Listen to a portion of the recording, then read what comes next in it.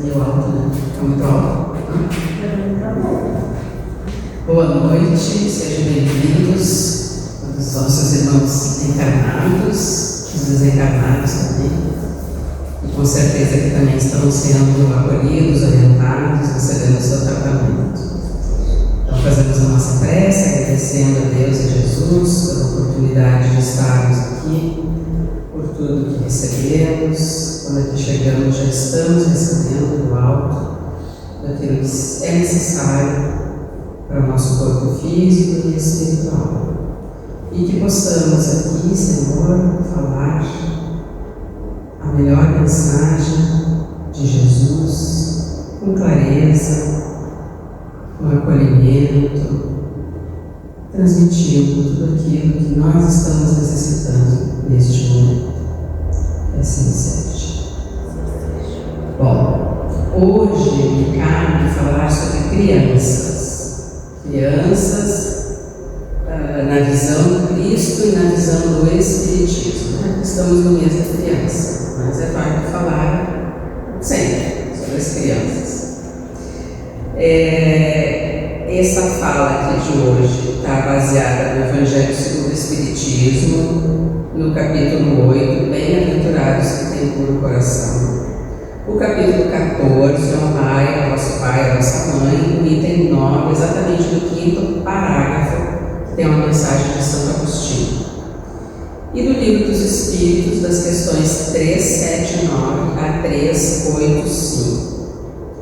Bom, criança, todos nós já fomos e seremos de novo, porque nós vamos ainda reencarnar muitas vezes. E na mesma encarnação nós somos crianças e pais, se não somos pais, somos educadores ou somos responsáveis por algumas crianças. Então todos nós já passamos, já sabemos o que é ser criança e em algum momento estamos nos preparando para ir para essa fase novamente. E podemos vir como os filhos e depois os nossos pais podem vir como os nossos filhos e a gente vai fazer essa troca de aprendizado. Em Mateus capítulo 19, versículo 13 a 15, fala daquela passagem de Jesus que todos nós conhecemos, em que as crianças se aproximavam de Jesus e os apóstolos tentaram afastar, porque a criança fala engraçada, né? Enfim. Então eles não queriam aquele tipo de coisa e começaram a afastar. E Jesus, como sempre, não perdia nenhuma oportunidade de dar um ensinamento, né? De transmitir uma lição. Ele disse, né? Toda a frase que nós conhecemos: deixem vir a mim as criancinhas, não as impeçam, pois o reino dos céus pertence aos que lhe assemelham. Muito profundo isso, né? Parece assim: o reino dos céus se assemelha às crianças. O que é o reino dos céus? É um estado de espírito, de plenitude e de felicidade, quando nós já estamos mais desenvolvidos, quando nós estamos chegando a espíritos mais evoluídos. E o que seria essa criança tem de especial? Bom, a criança ela vem com o esquecimento do passado, graças a Deus, né? Que nós vemos com o esquecimento do passado. Imagina olhar para o nosso filho, olhar para o nosso pai, para a nossa mãe, achar e ver que nós tivemos que nós temos, né, dívidas muito grandes, que um tirou a vida do outro, que um prejudicou o outro, que um tirou o negócio, né, enfim, que foi lá e acabou com o comércio, acabou com o trabalho dele, enfim. Tem tantas coisas nesse meio e a gente não tem que lembrar disso. Graças a Deus nós não lembramos, porque se uma criança chegaria, a gente já estaria julgando a criança e a criança já estaria nos julgando. Então ela vem sempre, vem com esse esquecimento. E inicialmente ali os seus órgãos não permitem que ela manifeste as suas opiniões, não permite que ela manifeste com clareza o seu caráter, né, a sua inteligência. Ou seja, naquele momento ela nos mostra um coração puro, um coração simples, é um ser frágil, né? Então aquilo nos encanta. Quem é que não se encanta com um bebezinho, né? É a coisa mais bonitinha, mais frágil que a gente tem que cuidar, que precisa da gente, porque os animais, eles até se viram rapidamente, né? Depois da amamentação, eles já vão se virar na vida deles, né? As crianças não, nós, seres humanos, precisamos desse cuidado. Então aquilo ali já nos apaixona, não é por acaso, né, que ele vem dessa forma, mais frágil, bonitinho e tal, precisando de nós. Então a criança demonstra uma inocência infantil, ela não tem más intenções, ela tem uma bondade. A gente nota que as crianças, quando elas brigam com as outras, eu não quero mais falar com o fulano, mas isso dura assim 5 minutos, talvez. Por pouco já está lá com o fulano, conversando, já passou. Então as crianças não ficam remoendo mágoas, né? Elas fazem as coisas bem rapidinho. Nessa idade elas também são mais maleáveis, que facilita a tarefa dos pais de direcionar no caminho do bem. Então elas vivem de forma mais simples, mais pura, mais alegre. O que elas desejam? Elas desejam amor, elas desejam cuidar e atenção, como todas, né? Elas estão mais dispostas a aprender e a escutar, e são flexíveis aos ensinamentos. Porque depois, conforme a gente vai crescendo, né, nós vamos tomando consciência já daquilo que somos, do nosso caráter, do nosso orgulho, a gente chega-se num ponto que a gente acha que sabe. E a pior coisa que entrava no nosso crescimento espiritual é a gente achar que sabe. Então, e o nosso orgulho faz assim, né? A pessoa chega assim, fulano não está fazendo certo, fala, eu sei, não quero que ninguém se veja no que eu estou fazendo, esse orgulho. A criança não tem disso. A criança vai fazendo, ela vai mexer nesse celular e não sabe mexer de montão, né? Mas às vezes eles vão mexer em alguma coisa, se eles fizerem errado, eles não estão preocupados, e assim eles vão aprendendo. Se alguém vai ensinar, que bom. Mas depois o orgulho da gente vai tomando conta. Então isso é um grande entrave na nossa vida, a gente achar que sabe as coisas. Então as crianças são mais abertas a aprender. Como nós falamos, o reino dos céus é um estado de plenitude, um estado de felicidade, mas para a gente chegar até ele, a gente precisa ser como uma criança. Então a gente precisa passar pela porta estreita, que a porta larga é a mais fácil, né? Onde a gente faz os nossos desvios no caminho. Agora a porta estreita de fazer a reforma íntima, essa é bem mais difícil. E o reino dos céus é acessível a todos nós, mas necessita de uma transformação profunda, transformação interior.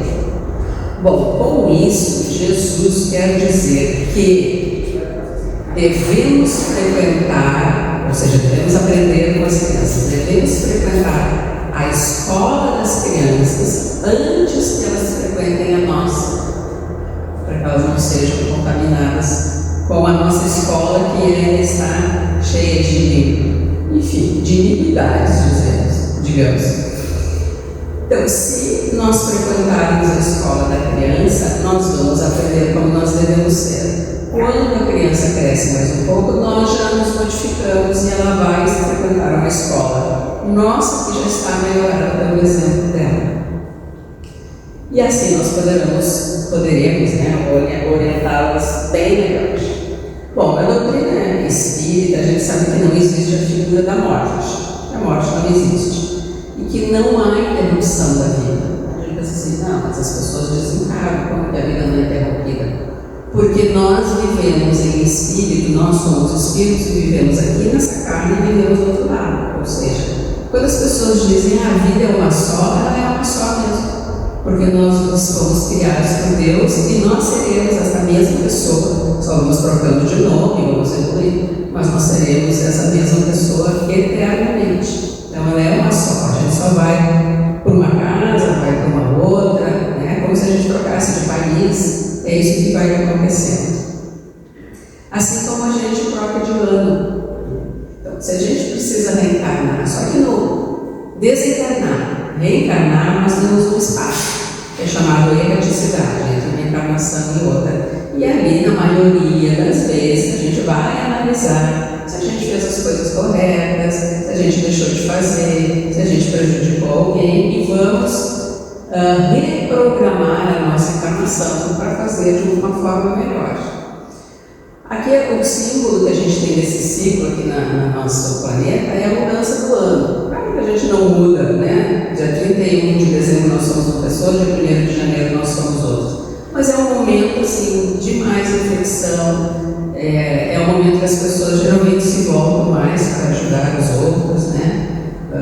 De entender um pouco, de pensar na mensagem de Jesus. E ali a gente passa, a gente muda de ano, mas nós levamos os nossos planos, os nossos sonhos, as nossas dificuldades, os nossos problemas a serem superados. Então é um ciclo assim como é a encarnação. Então a encarnação é necessária para a gente fazer essas mudanças de ciclo. E aí nós aprendemos também na doutrina espírita, como nós já falamos, que é uma dádiva esse esquecimento, né? A gente não lembrar do que aconteceu. Porque é outro caminho. Quem já viu, tem uma novela, Além do Tempo, ela tem 2 etapas, né, uma encarnação e outra, a gente vê um ótimo exemplo, né, da sogra que gostava da nora, que a nora ganhou com filha, e como no final eles conseguiram reparar e se reconciliar. Se elas lembrassem, continuaria aquela mesmo problema, né, com as mesmas desavenças, porque ali está a lembrança. Imagina se nós vivêssemos 1000 anos. Não é? E a gente continuaria todos 1000 anos com algumas ideias fixas, repetindo sempre as mesmas coisas. Então a gente precisa dessa mudança, desse ciclo, para se renovar, para esquecer e para começar de novo. E o que nos diz nessas questões, essas questões do Livro dos Espíritos? Primeiro, por que a gente precisa da infância? E a gente está falando da infância do planeta Terra. Porque se essa infância for um planeta mais evoluído, ela é uma infância bem curta. Não precisa desse tempo que nós temos aqui. A criança, ela nasce e em seguida ela já está pronta para ter a sua vida mais, uma vida de adulto, porque ela não precisa, ela já fez vários aprendizados. E ela já está mais evoluída, né? Então, nessa fase, por que ela vem como criança? Ela vem para se adaptar à vida na Terra, para se adaptar ao novo corpo, ao novo ambiente, à nova família. Mesmo que essas pessoas já sejam nossos conhecidos, mas alguns familiares talvez não sejam tão conhecidos, a gente não tenha convivido, nós não lembramos mais. Muitas vezes aquele familiar que está nos recebendo, ele está muito diferente, ele está muito mudado, ele tem coisa para nos ensinar, nós também temos coisas para ensinar, né? Então, com o tempo a gente vai vendo que a gente ensina os filhos, mas também aprende muito com eles, né? Então nós precisamos deste momento da infância para fazer essa adaptação ao novo ambiente e ao novo corpo. Os nossos órgãos ainda são imaturos e o espírito não consegue se expressar plenamente, e é necessário este momento. Como nós falamos, na infância a criança está mais acessível a novas experiências, novas influências. Então é mais maleável, mais fácil de orientar, de ver onde que as tendências que ela tem, como é que ela apresenta, o que a gente pode corrigir. Então esse é um momento bem oportuno de a gente fazer a correção dos maus pendores e cultivar na criança as virtudes. Também serve como uma pausa para o recomeço, né? Ela chega de repente, porque nós ainda somos um pouco atrasado, não somos evoluídos, então a gente chega aqui de repente, que a gente precisa dessa adaptação, mas é uma pausa para a gente ir se adaptando, a gente entendendo onde a gente está, quem são aquelas pessoas, e os pais também entendendo como é que eles conseguem lidar com a gente. A gente só aprende a ser pais quando tem os filhos, né? Não existe uma escola que nos ensina, né? que nos ensine. Claro que dentro da ética, da moral, dos ensinamentos religiosos, a gente vai tendo uma noção daquilo que a gente deve fazer. E a melhor forma de ensinar é qual, né? Exemplo, as histórias, mas principalmente o exemplo que a gente fala, a gente tem que ensinar, a gente tem que falar às vezes todos os dias, né? Fulano, do quarto, fulano, escova os dentes, fulano já fez seus deveres. Né? Alguns a gente não precisa falar, que bom, mas outros a gente precisa repetir várias vezes. Mas mais do que falar, é o exemplo que a gente dá, porque aí elas vão assimilar melhor os valores morais, os valores éticos. Se nós pensarmos, por exemplo, é o que fala mais forte, né, para todos nós. E se nós pensarmos em Jesus exemplificou tudo aquilo que ele ensinou. Ele era um exemplo vivo, né, do amor, do bem, da caridade. E aí Jesus não escreveu nada, ele viveu todas as suas lições. Então ele foi mais, por exemplo, esse é o nosso modelo guia. E o nosso lar, ele é uma residência de almas. Almas que nós somos responsáveis, né? Espíritos dos quais nós somos responsáveis, assim como os nossos pais foram responsáveis por nós. E a missão dos pais? Conseguiremos ser pais perfeitos?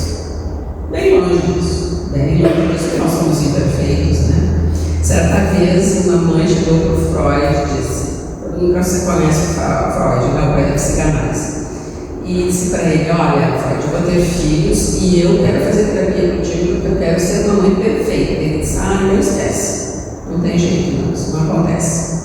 Só para dizer, nesse planeta isso não acontece. Então, perfeito nós não vamos ser.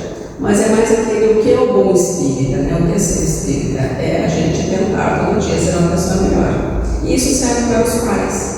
O empenho que eles têm de levar a alegria, a fé, a esperança a essas crianças e a boa orientação. Então, os pais, os familiares, os educadores, eles têm uma missão sagrada de educar a criança.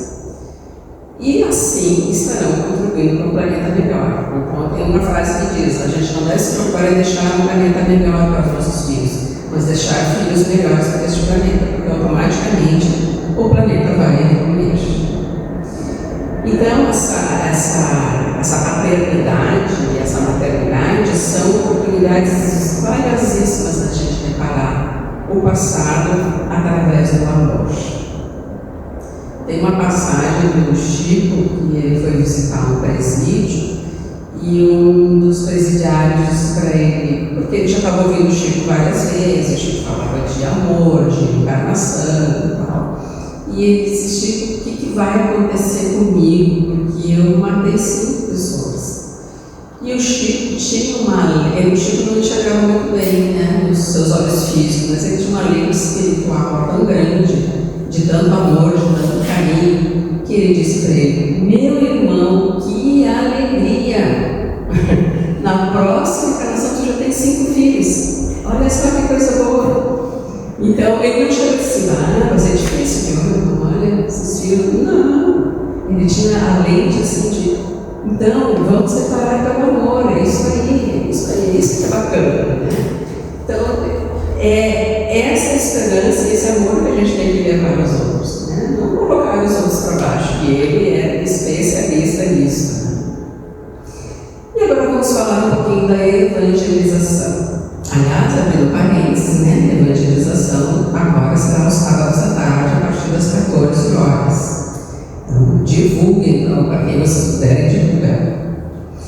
Então, onde entra a evangelização? Claro que aqui a gente está falando de evangelização, nós estamos na casa espírita, mas é importante, se você não vai na casa espírita, você leve seu filho a um outro lugar, né, uma outra religião, para que ele possa ter uma orientação. Então, a evangelização ela tem uma importante tarefa de apoiar a família.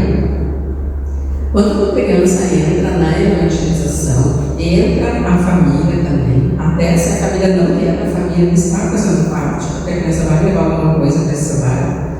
Entra toda uma história espiritual dessa família e os espíritos que acompanham a criança, que acompanham a família. Então, quando chega aqui a criança na família, tem um monte de espíritos que acompanham aqui, assim como nós. Nós podemos ter vindo com 2 ou 3, né? Uns que vieram porque queriam, outros não, mas todos vão ser ajudados igual. Então, a evangelização tem também essa tarefa, né? Não só de orientar as crianças cristãs, mas muitos outros. Muitas crianças vêm em espírito também assistir a evangelização. Então, ninguém, eu gostei muito dessa frase, ninguém se arrepende de dar educação religiosa para os seus filhos. Sempre vai surtir algum efeito. É uma semente que está sendo plantada. Assim como nós, quando educamos, uma semente está sendo plantada. Pode ser que ela não germine naquele momento, mas a gente não tem que se preocupar tanto se ela vai germinar, mas o que de bom a gente está conseguindo plantar. E a orientação religiosa ela não vai transformar imediatamente ninguém em perfeito, mas vai fortalecer aqueles espíritos para os desafios da vida, vai auxiliar a enfrentar as frustrações com coragem e serenidade, para que aquelas crianças e aqueles jovens não venham cair nos vícios que entorpecem, que enfraquecem e que adiam o enfrentamento da resolução dos problemas. Então, se nós não viemos em relação àquela criança, como amigo, como tio, como vizinho, como primo, e sim viemos como pais, é porque nós temos a missão de pais. Não é para a gente ser nem o vizinho, nem o amigo, né? A gente diz o amigo assim no sentido de quiser, né, querer fazer companhia, fazer tudo que os filhos querem, passar a mão na cabeça. Não, nós temos que ter a posição de pais mesmo. Que é dar os limites, orientar, dar segurança, educar. Educar para trabalho. A gente tem que repetir várias vezes, a gente tem que exemplificar. Então dá bastante trabalho. Dar limite dá trabalho. Mas limite, gente, limite é amor. A gente não está falando de autoritarismo, está falando dos nãos que são necessários para que a criança entenda, porque lá fora ela vai receber os nãos. E se ela não foi educada em casa, ela vai se frustrar, ela vai bater no outro, ela vai agredir o professor, porque ela não foi acostumada a ter limites. Uma vez uma amiga minha estava fazendo uma palestra na casa espírita e ela disse: eu tenho uma amiga que ela tem uma netinha de 5 anos. E a neta chegou para ela e disse: vovó, eu acho que a minha mãe não gosta de mim. E a avó disse assim: como assim, filha? Claro que a mamãe gosta de ti. Ela disse: mas a mamãe deixa eu fazer tudo que eu quero. Então ela aprendeu, ela ouviu em algum lugar, ela estava sentindo isso, que a pessoa, né, os pais que deixam fazer tudo o que quer, que não dão limites, isso não é amor, de forma alguma. Então dar limites dá trabalho, mas limite é amor. Mas dar limites, saber que o não faz parte dessa educação. Ensinar o respeito às instituições, ao próximo, corrigir, disciplinar, nada disso causa trauma. Às vezes os pais dizem: mas eu tive uma educação muito rígida, eu vou deixar meus filhos livres, né? Como se a gente fosse traumatizar. Não, é muito pelo contrário. Não traumatiza. O amor, né, e a orientação não vai causar trauma. Jorge André, alguns já devem ter ouvido falar dele, ele morreu, desencarnou há uns 2, 3 anos, já com quase 100 anos. Ele é um famoso psiquiatra espírita e ele teve, acho que 7 filhos. 7, não é? Eu sei que eu estava ali pelo penúltimo, digamos, e a esposa disseram: não dá mais, né? Já temos muitos filhos.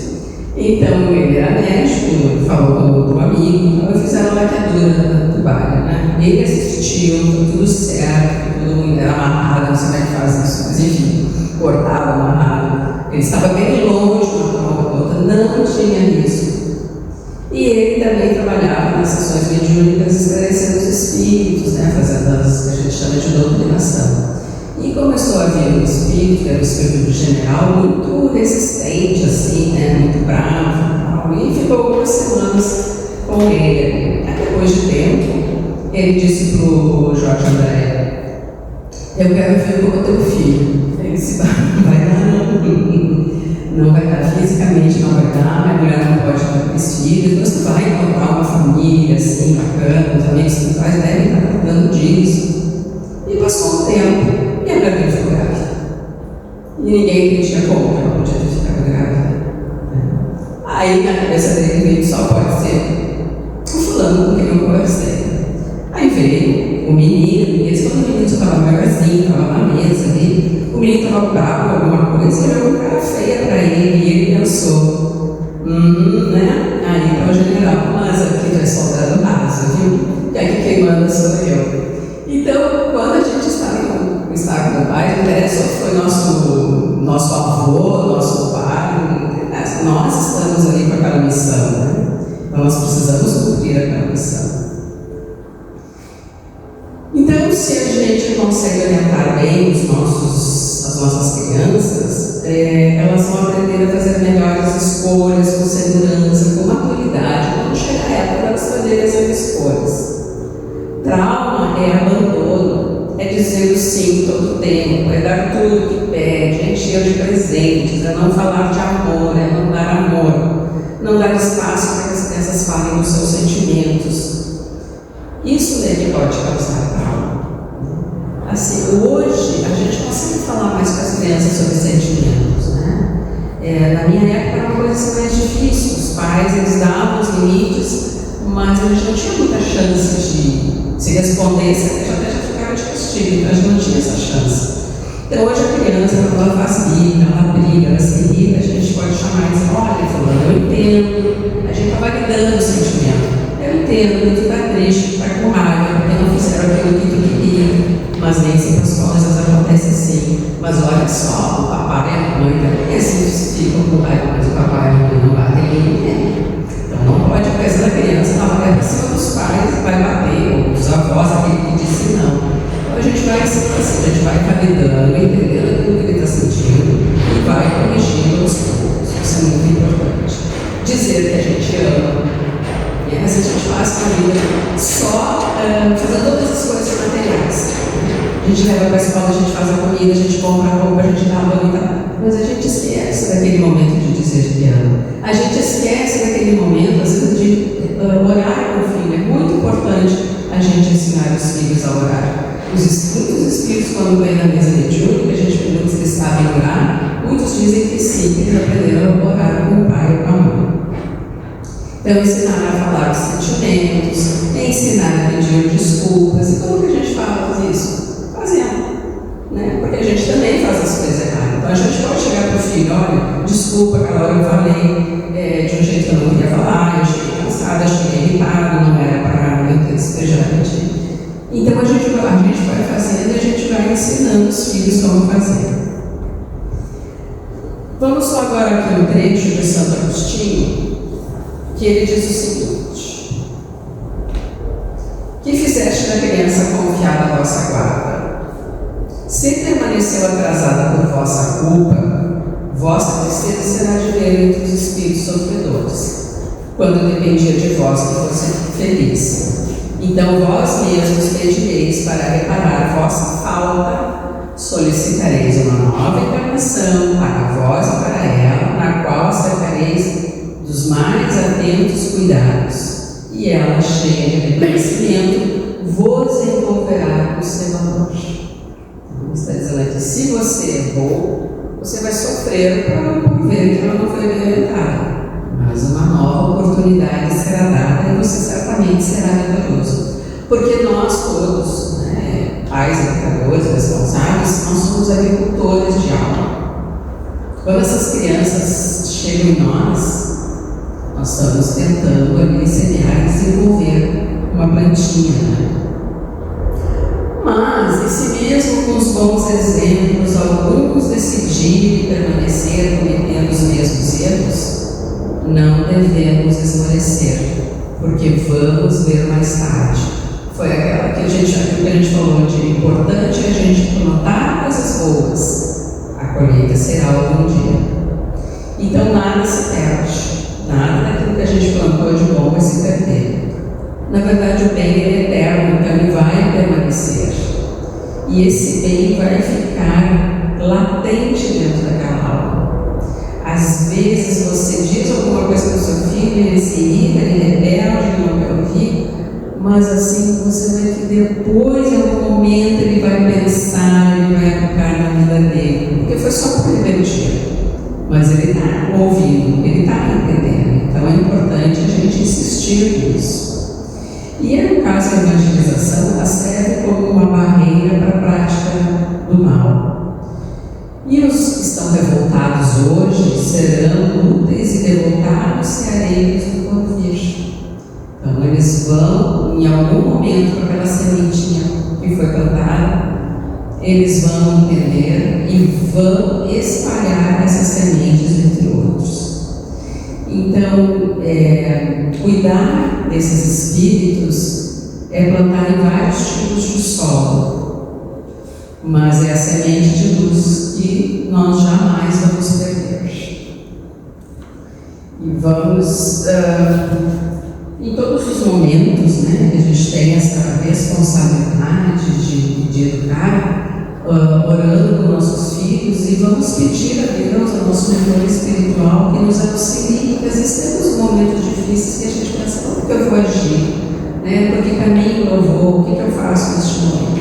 Então a gente pede para os nossos protetores espirituais e para os protetores espirituais dos nossos filhos. Tipo assim, se reúnam vocês, depois a gente se encontra na hora do sono e nos ajude, né? Nós estamos precisando dessa orientação.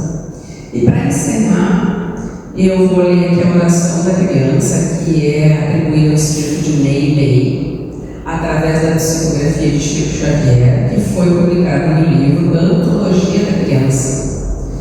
Mensagem de uma criança chamada a responsabilidade. A criança diz: dizem que sou o futuro, não me desampare agora no presente. Dizem que sou a paz, não me preparem para a guerra. Então ela está pedindo um futuro de paz e de bem. Dizem que sou a promessa de Deus no bem, não me entregues nunca para o mal. Dizem que sou a luz dos seus olhos, não me deixe mergulhar na escuridão. De vocês não espero o pão apenas, dê-me luz no entendimento. Não quero de vocês o carinho somente, suplico que me eduquem também. A vocês não lhe peço apenas brinquedos, então lhes solicito educação e entendimento. Peço-lhes boas palavras e bons exemplos. Não vejo em mim um enfeite na casa de vocês. Está aí reforçando a dignidade da criança. Sou alguém, sou uma pessoa humana à imagem de Deus. Ensinem-me a oração, o trabalho e a humildade, para que eu venha a ser bom, puro, forte e justo. Corrijam-me agora, ainda que eu sofra, ou seja, ela clama por correção no presente, enquanto é tempo. Ajudem-me hoje, eu lhe suplico, para que amanhã eu não os faça chorar. Então assim nós vamos encerrando, né? Pedindo a Jesus que nos auxilie em todos esses momentos, né? Quando temos que tomar decisões importantes, quando temos grandes responsabilidades, né? Então vamos nos encaminhando para o passe.